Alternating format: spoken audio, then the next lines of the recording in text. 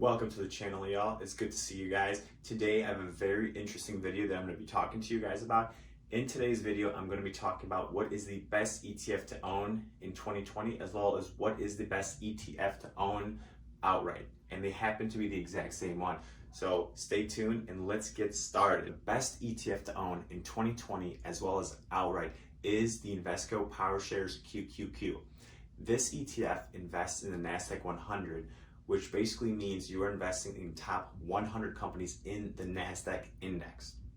When you own one share of this ETF, you are investing in the top 100 companies. Best of all, this ETF does not invest in financials. So what it does is it allows a higher allocation in faster growing sectors like technology. The QQQ is a low cost way to invest in companies that are building the future economy. So moving on, I'm going to talk to you my 3 reasons why I'm investing in the QQQ. 3 reasons why I'm investing in the QQQ is the fund rating, the return rate, as well as the allocation. So the first thing I want to talk about is the fund rating. The QQQ received a 5-star rating for funds according to Morningstar research. You guys are asking, what is Morningstar? Morningstar is a Chicago-based investment research firm that compiles and analyzes data on funds, stocks, and market data. Morningstar has become the biggest name in investment research. This company is best known for its rating system, rating funds from 1 to 5 stars. The Morningstar rating systems are reliable and, most importantly, unbiased. This rating system has been well respected in the investment community for many, many years. The Morningstar mission statement is to empower investor success. And ultimately, there are people way more qualified and way smarter than me that are giving this ETF top marks, which is one of the reasons why I'm investing in this ETF. Moving on to number 2, the second reason why I'm investing in the QQQ is the rate of return. The rate of return for the QQQ is over 17% in the last 10 years. If you're getting a 7 to 10% return, that's like mind-boggling. That's awesome if you can sustain that.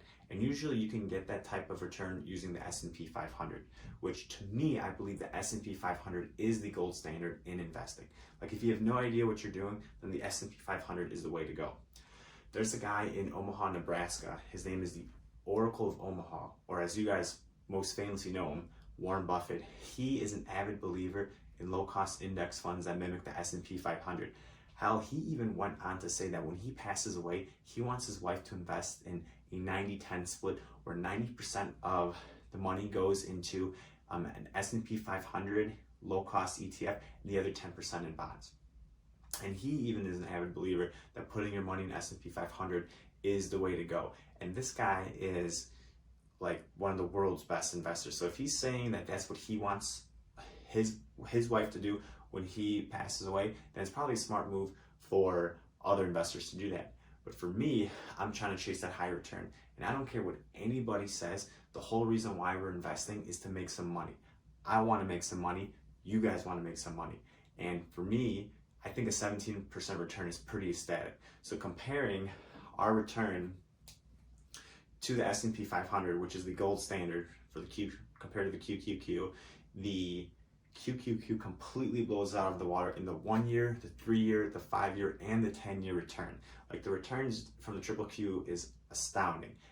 Just on a side note, just kind of going back to that chart though real quick, is there's a couple things that the QQQ is not as good as compared to the S&P 500. The first thing is the expense ratio.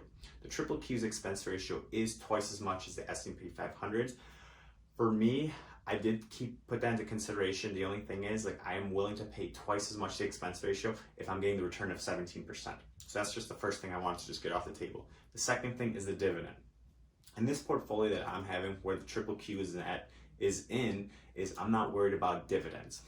In my Roth IRA, I would be more focused on dividends, but in my growth portfolio, I do not necessarily care too much for dividends.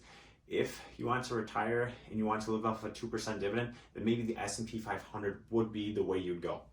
For me, again, I'm not focusing on dividend. I'm just focusing on that high return, and I want to make that money. Like, guys, I want to make some money, okay? But I want to make that money, but I want to make it the right way and slowly, okay? And the last thing is If you look at the total assets under management, the S&P 500 does have almost like $100 billion more in assets under management, but I still believe the QQQ with the $100 billion that they have is still enough for me to confidently invest in it. So in case I did need to pull my money out, which I will never pull my money out, I have that opportunity. Moving on to the next one, number 3 is allocation. The final reason that I invest in the QQQ is because of the allocation. I like that the allocation of this ETF is in the majority of information technology, consumer discretionary, as well as communication services. Those are the top 3 holdings. And then if you look on the graph, the bottom 3 holdings are financials, industrials, as well as utilities. Basically, this ETF puts money into the fastest growing sectors, which are those top 3 that were mentioned above. Ideally, if you want to invest your money, you want to invest your money in things that are going to grow the fastest. And those are the top 3 sectors that you want to put your money in. And I like that this fund is putting the majority of their assets in those top sectors. All right, time for my favorite part, the final word. I personally believe the QQQ is a condensed way to put more growth in your portfolio without having to pick individual stocks. There's no correct way to invest. There's dividend investing, there's growth investing, there's value investing. There's a whole bunch of different ways to invest. The most important thing is to invest. If you're going to invest in QQQ, that's fantastic. If you don't, that's fantastic also, as long as you pick a good strategy and you stay with that strategy. That's all that matters. Now, moving forward, I personally like it, again, just because it has a high return. Does this mean that you need to sell all your dividend stocks and pick this ETF and put 100% into it? Absolutely not. I'm just a random guy on the internet just trying to show you guys another idea or another thing to invest in that has a high return that maybe you guys didn't think of.